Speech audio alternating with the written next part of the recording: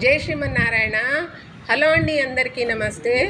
చూడండి, మా ఇంట్లో చిక్కుడుకాయలు ఎన్ని కాయలు అయినాయండి. ఒక్కొక్క చెట్టుకి ఎన్నేసి కాయలు అయినాయండి. నేను 2 నెలల ముందు కూడా ఒకసారి వీడియో పెట్టానండి. నాకు చాలా సంతోషంగా ఉంది మా ఇంట్లో చిక్కుడులు వచ్చినాయి అని. 2-3 సార్లు మొక్కలు కుళ్ళిపోయినాయి, రాలేదు, ఇప్పుడు వచ్చినాయి అని ఒక వీడియో పెట్టాను. చూడండి, ఇది ఇంకొకసారి అన్నమాట. గ్రో బ్యాగ్లో మళ్ళీ వేసాను విత్తనాలు. ఎన్ని ఒక్కొక్క మొక్కకి ఎన్నేసి వచ్చినాయండి. 4 మొక్కలు ఉన్నాయి, 4 మొక్కలకి నిండిపోయినాయి అనమాట కాయలు. ఇది ఇటు నుంచి అండి. ఇవి ఇంకా చిన్నవండి, ఇవి వస్తున్నాయి, ఇంకా ఫ్లవరింగ్ ఉంది. చూసారా ఎంత బాగా వచ్చిందో. ఈ ఎండాకాలంలో చిక్కుడుకాయలు బాగా వస్తాయి కదండి.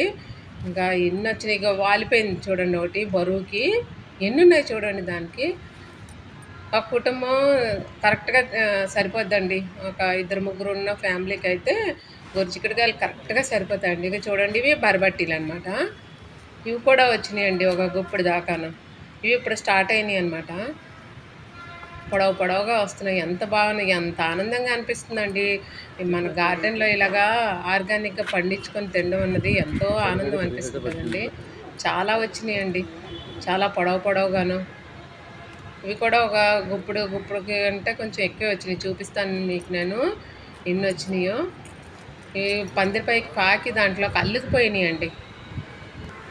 నా వీడియో నచ్చినట్టయితే లైక్ చేయండి, షేర్ చేయండి, సబ్స్క్రైబ్ చేసుకోండి. చూడండి ఎంత పొడవుగా ఉన్నాయో ఈ బరబట్టీలు.